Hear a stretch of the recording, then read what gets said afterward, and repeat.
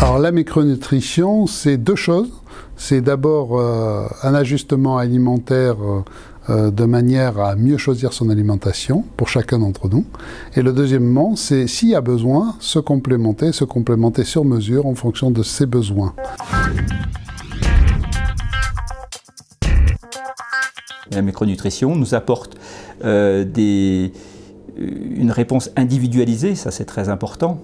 L'objectif c'est quoi? L'objectif c'est l'optimisation de l'état de santé et pour un sportif, permettre d'accéder à son meilleur niveau de performance en fonction de ses aptitudes dans le meilleur état de santé pour aujourd'hui et aussi pour son avenir. La biologie nous apporte aussi une réponse rationnelle, donc on ne supplémente pas au hasard, on fait en fonction des besoins de chacun, donc ça c'est très important et pour nous intellectuellement c'est très satisfaisant, on travaille vraiment de manière scientifique. Cette approche est à la fois paraît complexe parce qu'elle est un petit peu connue encore, mais elle est relativement simple puisque à l'aide de questionnaires sur l'alimentation, à l'aide de questionnaires fonctionnels et de quelques approches biologiques relativement simples mais qui sont très précises, on arrive à faire des diagnostics et des propositions de traitement qui sont extrêmement intéressantes. Sur le bilan qu'on avait vu en début d'année, tu te rappelles, on voyait ces perturbations immunitaires, un effondrement des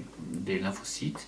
La prise en charge individuelle va consister à recenser les perturbations qui sont rencontrées, à essayer de les interpréter et à les relier à d'éventuelles anomalies nutritionnelles et à affiner ces réflexions et ces observations avec des outils biologiques qui vont nous permettre d'anticiper très tôt de façon à apporter les corrections nécessaires avant qu'il y ait des états pathologiques ou des perturbations importantes qui s'installent. Dans le cyclisme plus particulièrement, les gars ont des charges de travail vraiment très importantes avec un stress oxydatif important également. Et la micronutrition nous apporte des solutions, et nous apporte des réponses à comment gérer ce stress oxydatif et éviter les effets néfastes donc à moyen terme et à court terme et ainsi préserver leur santé. Mon problème se situait au niveau de l'intestin, surtout sur des courses par étapes où très vite il était sujet à une irritation, une inflammation.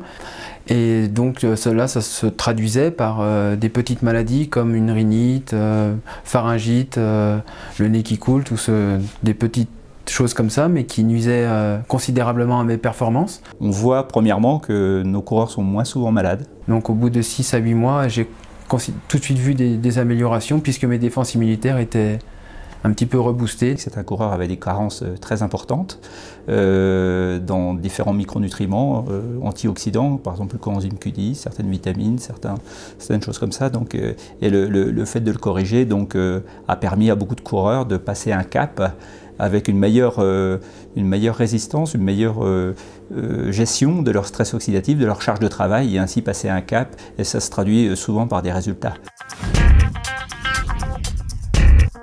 Nous faisons régulièrement ces mêmes bilans chez des gens à haut niveau d'exigence et qui ne sont pas forcément de très haut niveau de performance.